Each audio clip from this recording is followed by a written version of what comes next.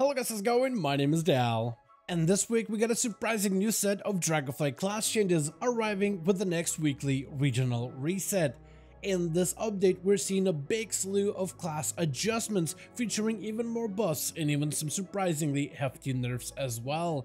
With the week's update focused on balancing out classes for primarily PvE content with a big focus on Mythic Plus dungeons, where we see some of the stronger, highly represented classes seeing a fairly sizable set of reductions, with some of the lesser represented, underperforming specs getting quite a bit of power to help compensate. In today's video, I wanted to go over some of these upcoming changes and highlight which of these will apply for PvE specifically and which ones will also be applicable within the PvP environments as well. But right before that, most of you guys watching these videos are still not subscribed. However, the more of you remind, the more of you do. So let's keep it going. Subscribe to the channel and ring the bell if you're watching these videos anyway. Especially if you want to get more regular content regarding Dragonflight, patch 7.15 or any future updates going forward. Before we dive into specific class changes, it should be noted that all of these updates are being offset within PvP.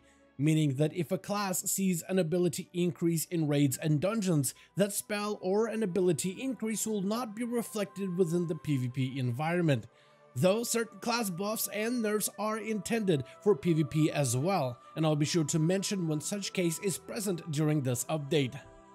The first class on our list is the Unholy Death Knight, which is gaining a bit of an AoE power increase to help it perform in content like Mythic Plus dungeons, with its Epidemic Disease burst damage increased by 8% and its Bursting Sword damage further increased by 12%.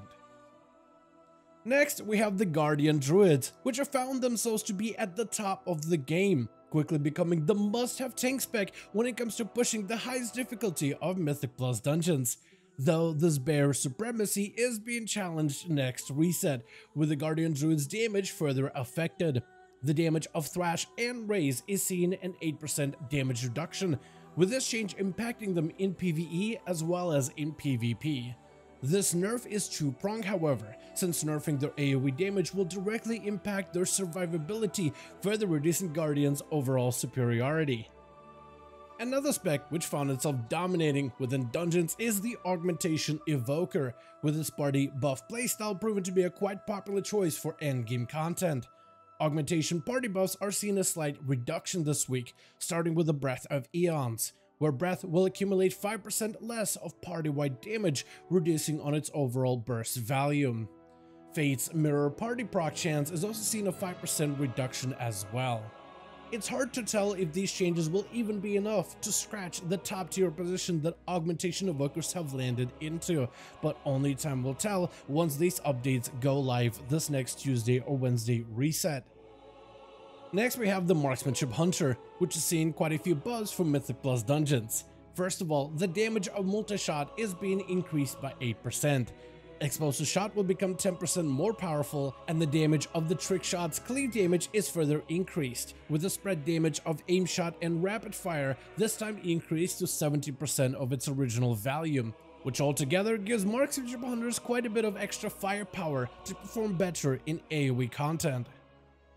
Up next we have the class of Mage, which has become quite a dominant choice when it comes to AoE encounters, where we see quite a bit of power reductions from this class, specifically its two most influential dungeon specs, those being Fire and the Frost playstyles.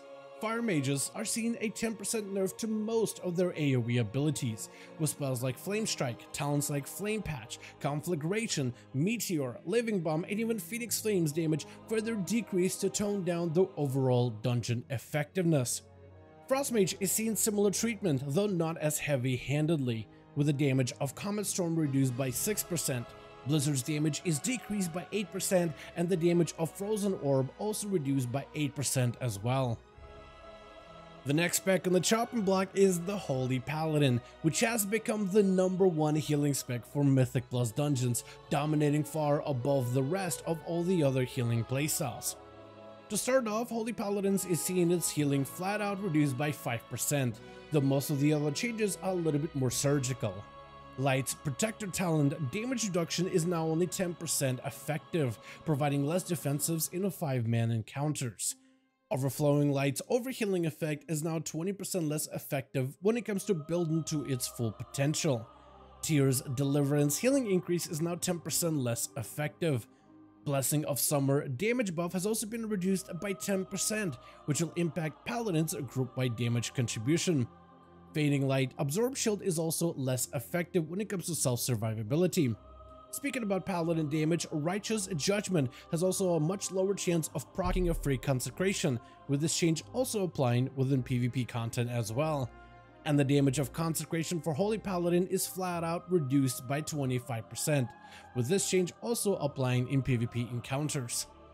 But where Holy sees nerfs, Retribution actually sees buffs this week, with their Divine Storm further increased by 8%, Wake of Ashes bolstered by 10%, and the Consecration passive damage increased by 12% as well.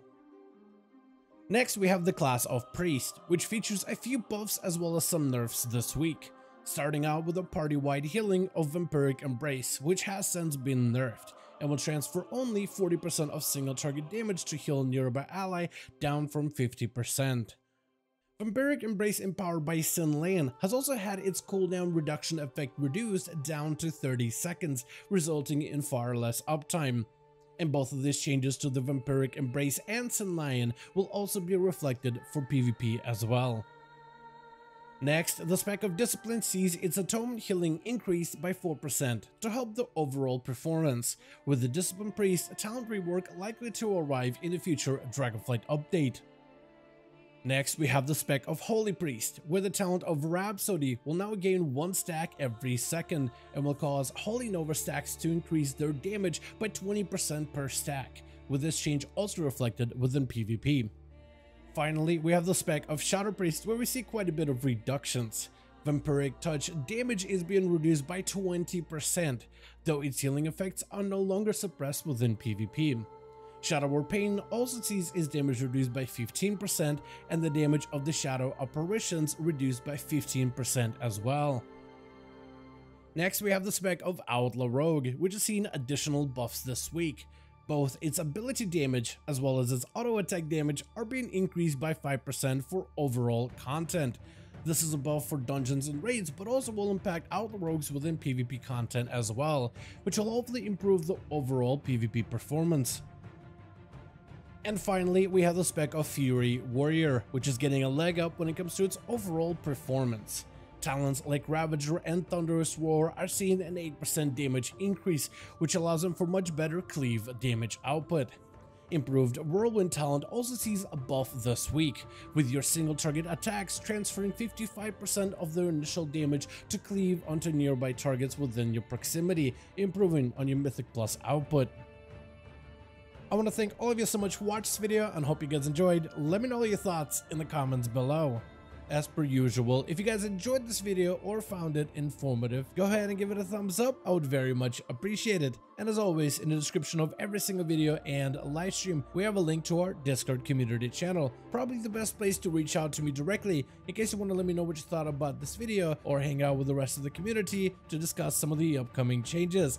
Join our Discord to become part of the community. But otherwise, thank you all so much for watching this video. I do hope you guys enjoyed. Let me know all of your thoughts down below. And as always, I'll see all of you guys in another video.